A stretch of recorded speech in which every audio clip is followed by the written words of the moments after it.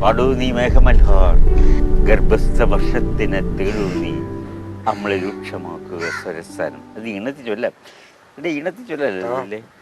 പാടൂ നീ Meghamalhar.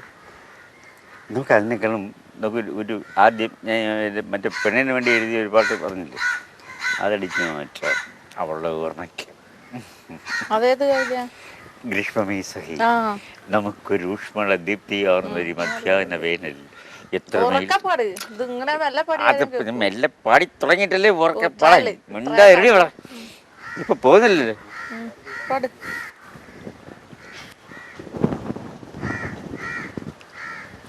Please camera. ഗ്രീഷ്മമേ സഖി നമുക്കൊരു, ഇവിടെ റെക്കോർഡ് ചെയ്തിട്ടുണ്ട്, അവളുടെ കയ്യിലുണ്ട്, നിങ്ങളുടെ കയ്യിലുണ്ട്. അതിനും ഗ്രീഷ്മമേ സഖി നമുക്കൊരൂഷ്മള ദീപ്തിയാർന്നൊരു മധ്യാഹ്ന വേനൽ. എത്രമേൽ സുഖം, എത്രമേൽ ഹർഷം, എത്രമേൽ ദുഃഖമുക്തി പ്രദാനം. ഗ്രീഷ്മമേ സഖി. എൻ്റെ ശബ്ദം ഇടയ്ക്കിടയ്ക്ക് ഇങ്ങനെ മാറിപ്പോൾ ഇതല്ല, എനിക്കൊരു ഒരു ഒരു വേറൊരു ശബ്ദം ഉണ്ടായിരുന്നു അല്ലേ, അത് പോയി അത് പോയി. അത്രേ ഉള്ളു. ഇത് വെച്ച് നിൽക്കുമോ ഇന്ന്?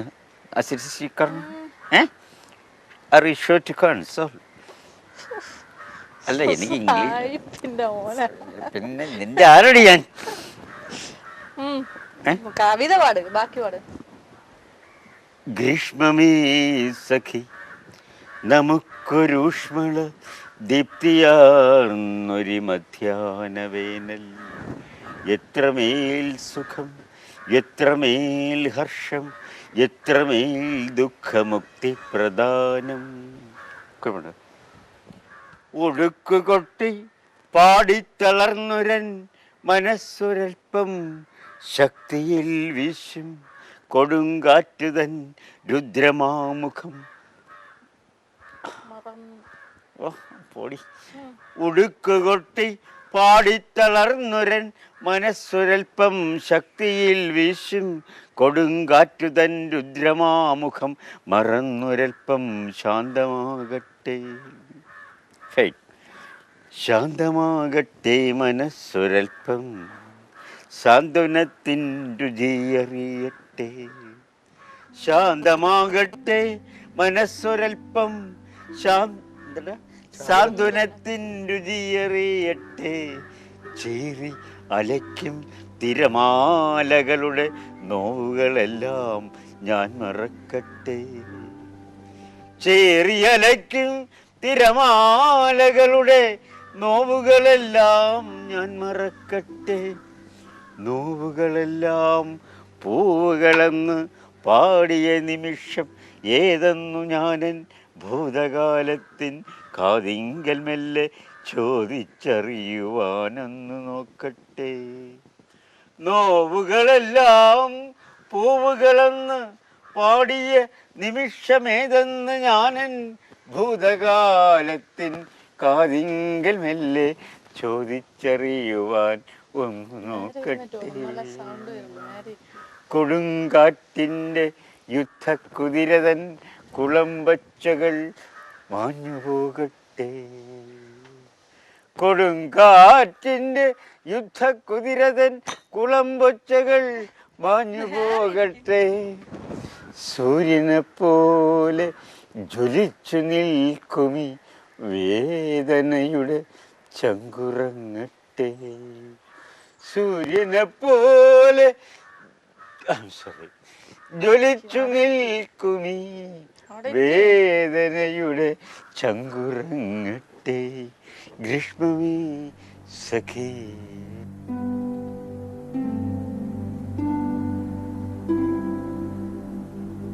കേരളത്തിലുള്ള എല്ലാ ആൾക്കാർക്കും ഈ അവള് പറയും ഭയങ്കര ഈ പുരോഗമനമൊക്കെ പറയുമെങ്കിൽ തന്നെ എല്ലാ ആളും, ഇപ്പം ഞാൻ ഉൾപ്പെടെ ആളുകൾക്കെല്ലാം ഇപ്പൊ ഭാര്യ വേറെ ആളെ സൗഹൃദം ഉണ്ടാകുന്നു, ഭർത്താവ് വേറെ ആളെ സൗഹൃദം ഉണ്ടാക്കുന്നതൊക്കെ എല്ലാവർക്കും അസ്വസ്ഥ ഉണ്ടാകുന്ന വിഷയം തന്നെയാണ്. അയാൾക്കറിയാം, സത്യനറിയാം. അത് അങ്ങോട്ടും ഇങ്ങോട്ടും വിചാരബന്ധങ്ങളായാലും ആരും വെറുതെ സംഭവിച്ചു കൊടുക്കുന്നില്ല. എല്ലാവരും അത് കൊലപാതകത്തിലേക്ക് എത്തിച്ചേരും, ആരും വിട്ടുകൊടുക്കുന്നില്ല.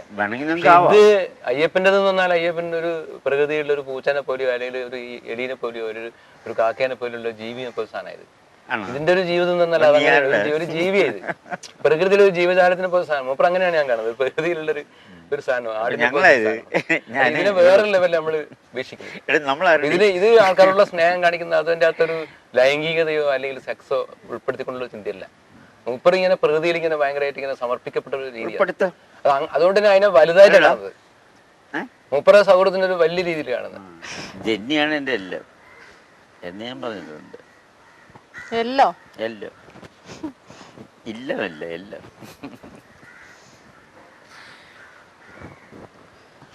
നിന്റെ ആകാശം നിന്റെ കണ്ണുകളിലാണെന്ന് ഞാൻ പറഞ്ഞിട്ട് ഒരു കവിത അടിപൊളിയാവില്ല. അത് ഇംഗ്ലീഷിൽ വേറൊരു കവി എഴുതിയിട്ടുണ്ട്. അല്ലേ, ഞാൻ തന്നെ എഴുതിയതാ. എന്നെ നടിച്ച് മാച്ച് ചെയ്തോ? അല്ല, ഞാൻ പഠിച്ചിട്ടുണ്ട്. അത് നീ പഠിപ്പിച്ചിട്ടുണ്ട്? ഞാൻ പഠിച്ചിട്ടുണ്ട്. അല്ല, നീ MA ക്ലാസ്സിൽ ഒരു കവിത ഉണ്ടായിരുന്നു, നിനക്ക് ഫിസിയോളജി ലിറ്ററേച്ചറിൽ.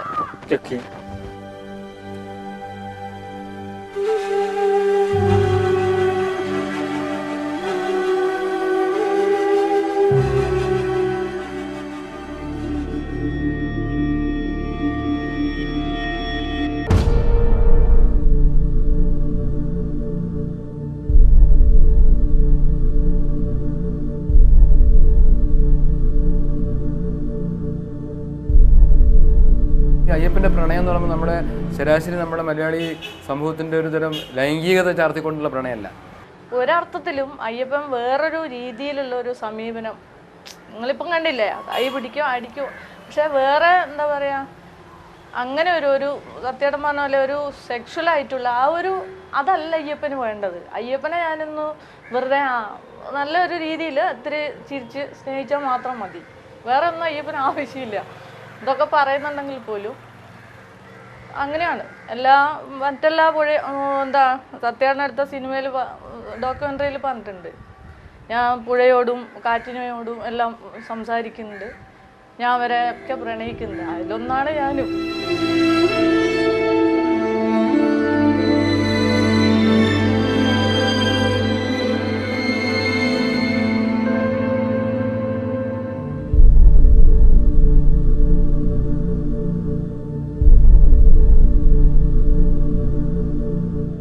കവിത എഴുതുന്നില്ല എന്ന് പറയുമ്പോഴായാലും പിന്നെ ഇപ്പം അടുത്ത കാലത്ത് വന്ന കവിതകളിലൊക്കെ ഒരുപാട് വ്യത്യസ്തമായിട്ടാണ് വന്നിട്ടില്ല. കാരണം എന്തോ ഒരു നിരാശേൻ്റെ ഒരു സംഭവം വായിക്കപ്പെടുന്നുണ്ട് അതിൽ. അപ്പോൾ അയ്യപ്പന് നിരാശയൊന്നും ഇല്ല എന്നുള്ള സത്യമാണ്, നമുക്കാണ് നിരാശയുള്ളൂ. അപ്പോൾ അത് വായിക്കുമ്പോഴും നമുക്കിങ്ങനെ ഒരു നിരാശയുടെ ഒരു അവസ്ഥ തോന്നുന്നുണ്ട്. അപ്പം ഞാൻ ചോദിക്കലുണ്ട്, എന്താ കാറ്റ് പോകാനായോ, അതാണോ ഇങ്ങനെയൊക്കെ എഴുതുന്നത്? അന്നേരം ഞാൻ മരിക്കൂല, ഞാൻ ജീവിച്ചുകൊണ്ടേ ഇരിക്കും, നീയൊക്കെ മരിച്ചു കഴിഞ്ഞിട്ട് ഞാൻ മരിക്കും എന്ന് പറയും. അപ്പം അയ്യപ്പൻ മരിക്കേണ്ടെന്ന് തന്നെയാണ് ഞാൻ വിചാരിക്കുന്നത്. കാരണം എപ്പോഴും നമ്മളുടെ അടുത്ത ഒരു പ്രസൻസ് ഇല്ലെങ്കിലും അതങ്ങനെ അറിയാൻ തന്നെയാണ് എപ്പോഴും അങ്ങനെ ലൈവായിട്ട് ഇരിക്കട്ടെ എന്ന് തന്നെയാണ് ഞാൻ വിചാരിക്കുന്നത്.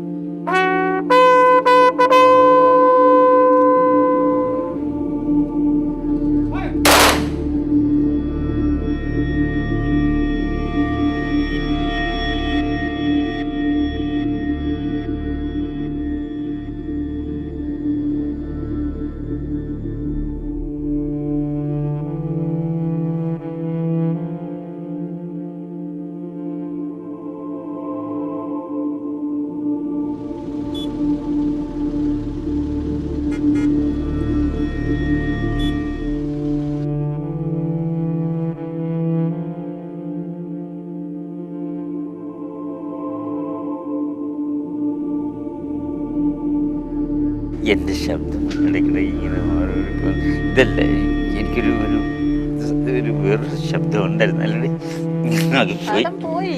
അത് പോയി.